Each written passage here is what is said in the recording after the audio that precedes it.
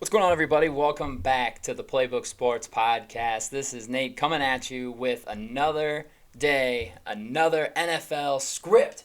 Because I don't know if you guys saw the short, but Roger Goodell came through for me, sent this big old binder of these NFL scripts to me. I've dispersed them amongst the four of us, and we're each going to go through them just team by team, tell you guys what it says. This isn't us writing them. This is straight from the NFL. So if you don't like it, don't talk to us about it. Get a hold of them. They're the ones who wrote the stupid things, okay? Before we get into today's video, guys, I just want to give a special shout out to today's sponsors, starting with Goldfine and Bowles, Lawyers for the Injured.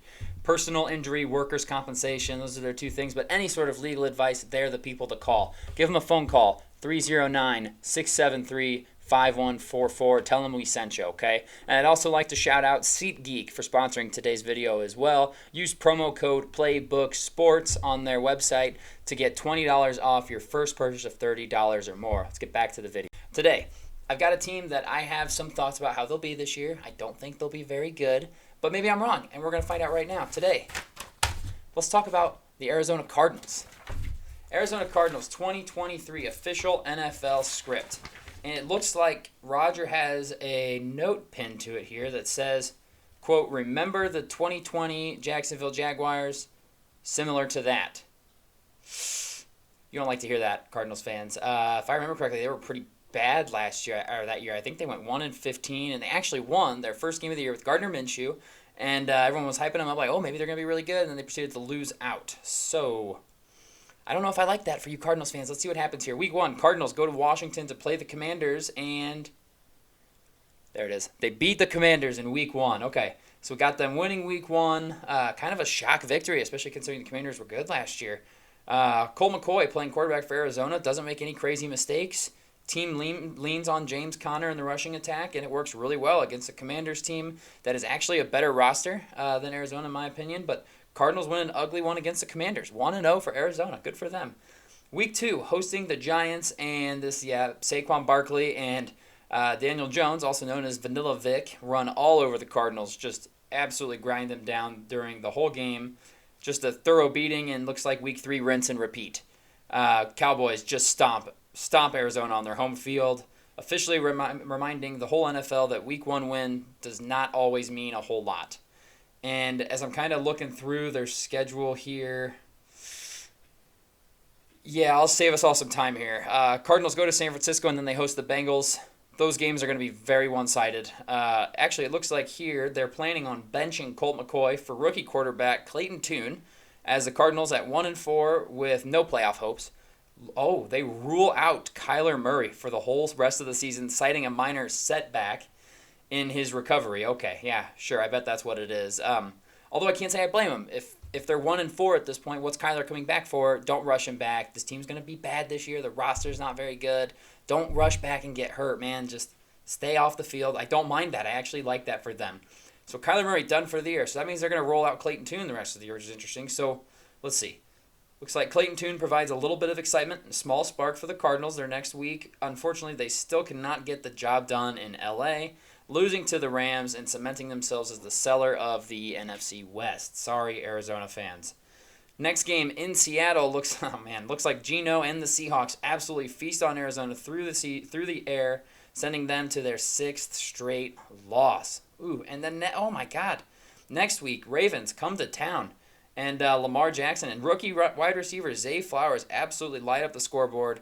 Zay Flowers having his best game as a pro, going for over 150 receiving yards and 2 touchdowns. So now we're sitting at 7 straight losses. 1-7 for the Arizona Cardinals at this point in the season.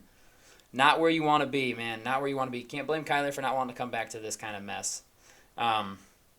Let's just keep on rolling here. This is tough. Next game, they travel to Cleveland. But before they get there, looks like trades start to fly. Buda Baker traded in return for a 2nd-round pick and a future 3rd-round pick. Looks like they also deal Zach Ertz for a 5th-rounder, so they're just adding up some draft capital. And it looks like the team obviously showing signs of a full-blown rebuild here during this season. I will say that they don't show any heart in Cleveland. They get absolutely blown out in Cleveland as well. Next up, Falcons come to town, and it looks like Cardinals actually show some fight in this game. Just losing on a last-second field goal. Clayton Tune having his most efficient game as a pro, and Murmurs starting to build up around here. Do we give Clayton Tune another season to develop? What are we going to do with Kyler Murray? Do we draft a quarterback high? Is Kyler the future? Arizona's got these questions they're going to have to answer. And then looks like those rumors are going to only get stronger as Clayton Tune and the Cardinals finally get off of the oh no express and knock off the Houston Texans in Houston. In a game where no matter what, Cardinals draft capital's helped because they own both their first and Houston's first rounder. Doesn't matter. Come out and ball. It looks like they shut down Houston's offense and Clayton Tune plays mistake-free football. Is this momentum? Momentum? Sure is. Carries over into next week. Los Angeles comes out to Arizona and the Cardinals knock them off. I think LA's going to be bad, and clearly the NFL has them being bad. 2-game winning streak. Would have never thought that could happen for this team. Let's see here. Some hype building around Clayton Tune. You love to see that. If he can help turn this season around, maybe he's the guy going into next year, depending on what happens with Kyler. I don't hate that. Unfortunately, it looks like their winning comes to an end here as they go to Pittsburgh and then get beaten pretty handily by the Steelers. They then host the 49ers, and the 49ers blow them out by a lot. Yikes. They remind them that the Cardinals are in the bottom of the division. That's where they belong, and that's where they're going to stay. Let's see. Next up, Arizona goes to Chicago, and with the season over at this point, you're playing for draft and not really putting your best foot forward. Cardinals not able to stop Justin Fields as he actually rushes for over 150 yards from the quarterback position and gets pulled after the third quarter because the Bears are up by so many points. Arizona, man, this is ugly. Oh, jeez. On to Philadelphia for New Year's Eve, and I'm sure... Oh, my gosh, Roger, this is so mean. I'm so sorry, Arizona. This is tough.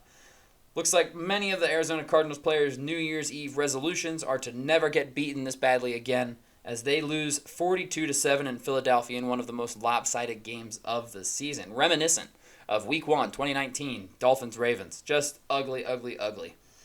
Looks like last week of the season here, Cardinals host Seattle, who is actually fighting for the NFC West Division title. That's interesting to know, considering I have the Seattle script coming up next. Kind of a spoiler.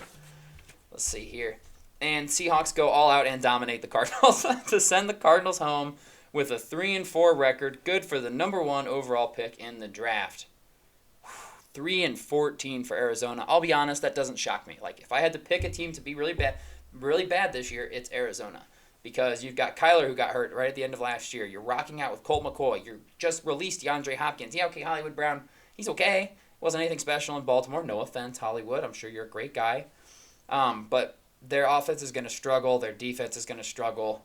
They're going to fight for that number 1 overall pick. I really wish Roger sent me next year's offseason scripts, too, because I would love to know what they're going to do with that first overall pick and where Houston ends up. I'm interested to see where Houston ends up. We do have their script, so we'll see who. I don't know who has Houston's script. I think it's either Colin or AO. So we'll find out just how bad they are because they don't have a first-round pick and Arizona has it. But, I mean, if they have number 1 overall pick, Arizona fans, do you guys go with Caleb Williams? Is that something you'd be happy with? Do you want him to be your new quarterback?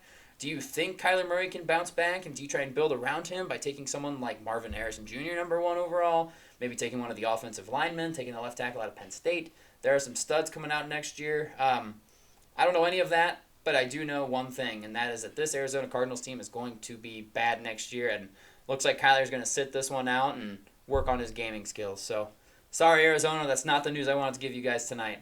But we'll see you all in the next script video. I'm not sure who's going to get it to me or who it's going to be, so it's kind of a surprise every day. So, see ya.